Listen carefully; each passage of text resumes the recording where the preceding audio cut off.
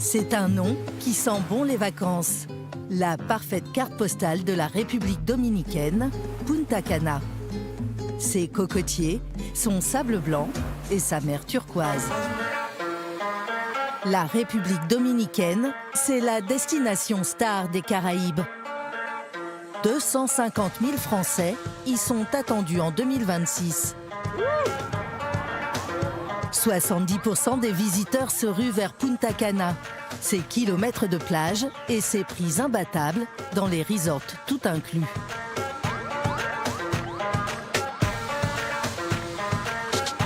Mais ceux qui rêvent de vivre ici à l'année jettent leur dévolu au nord-est, dans la péninsule de Samana, plus sauvage et avec un vrai potentiel touristique.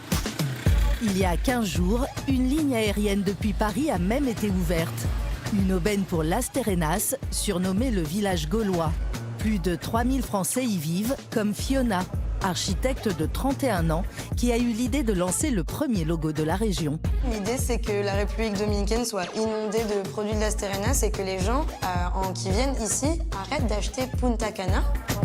Meilleure ambassadrice de la ville, elle a convaincu sa meilleure amie d'y poser à son tour ses valises. Quand on s'est rencontrés, on rigolait en se disant « Allez, dans 10 ans, on chinera sur une île des Caraïbes. » Et on est ensemble aux Caraïbes. Entre décors de rêve et opportunités économiques, comment ces Français se lancent-ils à la conquête de la République dominicaine ?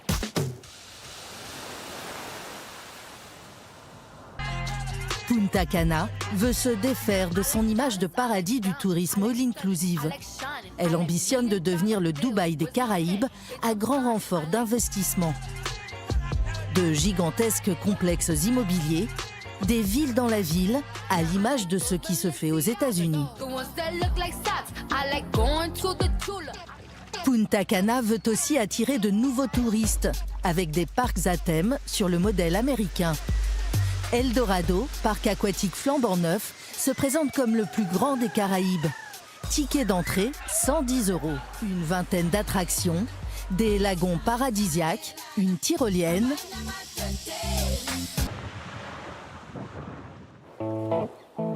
À 5 heures de route des plages de sable blanc de Punta Cana, une autre destination est devenue le repère des Français en République dominicaine. Las Terrenas. À la fin des années 1970, Jean Desdames, très vite rebaptisé Jean le Français, est le premier étranger à tomber sous le charme de ce petit village de pêcheurs. Il y ouvre le premier hôtel de la péninsule de Samana et au fil des années, de nombreux compatriotes le suivent. Si Las Terrenas attire de nouveaux habitants, c'est aussi parce qu'elle est en pleine transformation. Longtemps destination préservée et confidentielle, cet ancien village de pêcheurs vise désormais le très haut de gamme. Plusieurs palaces comme ceux du groupe Hyatt, Hilton et Carlton Ritz sont en train de voir le jour. C'est aussi par ces opportunités que Fiona, 31 ans, jeune architecte, a été convaincue, même s'il a fallu s'habituer à une certaine anarchie sur la route. Moi, je travaille que avec le miroir ici, je regarde même pas les côtés parce qu'ils arrivent comme des fous. Ça, c'est mon clignotant. Voilà. En fait, c'est pour ça que j'adore habiter ici. Il y a un esprit vraiment de liberté, tout est possible, quoi. Arrivée en République dominicaine comme jeune fille au pair il y a 5 ans, elle s'est associée avec Robert. Hola. Un Brésilien expatrié lui aussi. Bonjour. Ils reçoivent aujourd'hui les représentants de ce groupe immobilier français qui veut investir 40 millions d'euros. L'idée, c'est de faire le plus beau projet de Las Terrenas. On est sur 200 appartements, une dizaine de villas. On a prévu d'installer un beach club sur la plage. Et un beau restaurant aussi, ça c'est l'idée, un restaurant qui surplombe la plage. Ça, ce serait vraiment top. Pour accompagner le changement d'image de Las Terrenas, les deux associés ont eu l'idée de proposer à la ville un logo, sur le modèle du célèbre I Love New York. L'idée, c'est que la République dominicaine soit inondée de produits de Las Terrenas et que les gens qui viennent ici arrêtent d'acheter Punta Cana et achètent Las Terrenas. Voilà. Parce que ici, même à Las Terrenas, tu peux trouver des produits Punta Cana.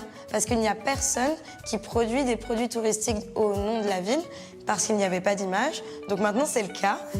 C'est un peu David contre Goliath.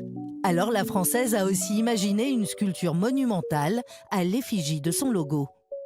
Donc ici, on a le L de Las, et ici, on a le T de Terrenas. Et en fait, avec le L et le T, ça fait une composition de cœur qui est englobée par le soleil et par la plage et par le sable. Un monument de 6 mètres de haut dans lequel les touristes pourront se prendre en photo. Encore faut-il réussir à la transporter dans les ruelles étroites où les fils électriques s'entremêlent. Là, le souci, c'est qu'on a le câble électrique, mais regarde, ça pâle à 1 cm près. Attention. Attention. Attention. Wouh! Il ne reste que quelques heures avant l'inauguration officielle.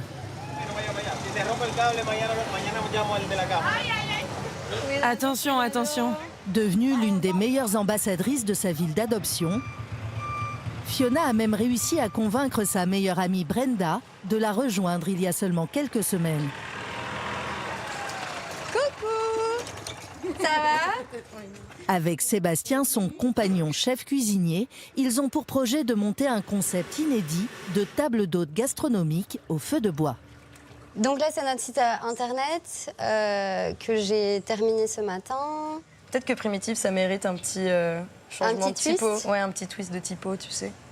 Moi, j'aurais jamais pensé à la République dominicaine de base. Et c'est quand Fio qui est arrivée ici, elle a vu toutes les opportunités qu'il y avait à prendre et elle me les a communiquées. Et forcément, ça m'a parlé. Et puis surtout, c'était de la retrouver. Donc c'était un gagnant-gagnant, quoi. Un gagnant. Et avant Ça, même que ça. tu arrives, tout le monde savait qui t'étais. Si de plus en plus de Français choisissent une nouvelle vie dans ce village, c'est aussi parce qu'ils peuvent retrouver certaines de leurs habitudes bien de chez nous. Il y a l'école française qui ne cesse de grandir et accueille aujourd'hui près de 300 élèves. Le petit marron, désolé.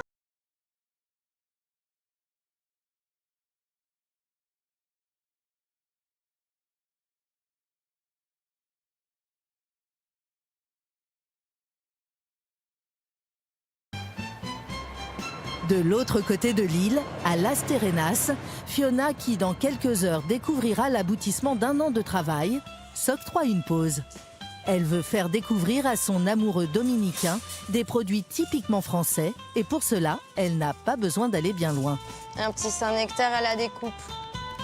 Le petit gruyère, qu'est-ce que de comté? Ah, il y a du comté, on va prendre du comté aujourd'hui. Ouh, et un petit brie. Devant l'affluence des Français dans ce paradis caribéen, ce supermarché a consacré l'immense majorité de ses rayons aux produits tricolores. Pourquoi je viens tout le temps ici? C'est parce que c'est le seul endroit où j'ai ma baguette de blé français qui sort du four et qui craque comme à la boulangerie française. Donc on va en prendre 2. Ici, même les étiquettes sont écrites en français. Tarte au citron, pomme frangipane, ça c'est très très français. Des centaines de références importées depuis l'Hexagone à des prix à peine plus chers qu'en France.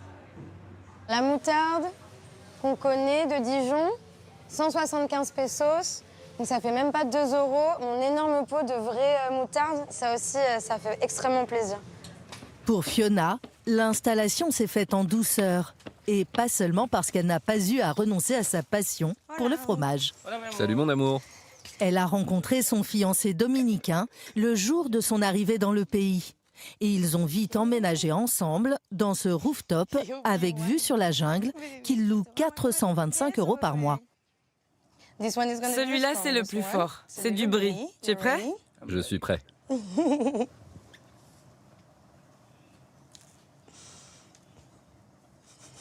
C'est un mélange de saveurs puissantes dans ma bouche.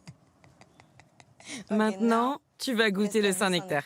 L'installation dans le pays, elle est facile parce qu'en fait, on entre dans le pays avec un visa touriste, donc qui dure 3 mois. Avec ce visa, on peut ouvrir un compte en banque, on peut ouvrir une ligne téléphonique, enfin, on peut vraiment s'installer. Et après, si on décide de rester un peu plus longtemps comme moi, parce qu'on s'y est bien plu, on a juste une taxe à payer. Il y a vraiment aucun frein à pouvoir s'installer ici. Si tu es un peu ouvert d'esprit et que tu acceptes que l'électricité coupe de temps en temps et les petites pluies tropicales, tu es vraiment set-up pour pouvoir vivre ici tranquillement. Sur les hauteurs, à l'entrée de la colline de Las Terrenas, Fiona et son associé Robert profitent d'une accalmie pour inaugurer leur sculpture. J'espère que l'électricité, elle fonctionne par contre. J'ai hâte qu'on l'allume, ça va être... Bah reste là, je vais te montrer. Tu l'allumes? Ouais. Ça fait quoi de l'avoir en vrai, là? Mais c'est impressionnant parce que je l'imaginais pas du tout aussi grosse. Oh, c'est génial. C'est allumé là aussi? Ouais. Ouais. Ah, c'est super beau. À chaque fois qu'on va arriver, on va voir la perspective, on va voir le logo et surtout, c'est les photos souvenirs des gens et ils vont se rappeler que c'est ça, Las Terrenas. Et voilà, un petit point photo. Bientôt, casquettes, t-shirts et tote bags floqués de leur logo seront vendus un peu partout dans la ville. Les associés ont tenu à ce qu'une partie des bénéfices profite aux œuvres sociales, une façon de rendre au pays ce qu'il leur a donné. En République dominicaine, le salaire moyen ne dépasse pas 300 € par mois. Ça fait pratiquement 4 ans que j'habite à Las Terrenas et c'est vrai que je suis hyper fière parce que je me sens vraiment dominicaine. Ils m'ont adoptée ici et encore plus Las Terrenas. Donc c'est vrai que c'est hyper fier à dire oui, j'ai fait quelque chose pour la ville où j'habite. J'ai contribué à faire quelque chose qui vaut la peine.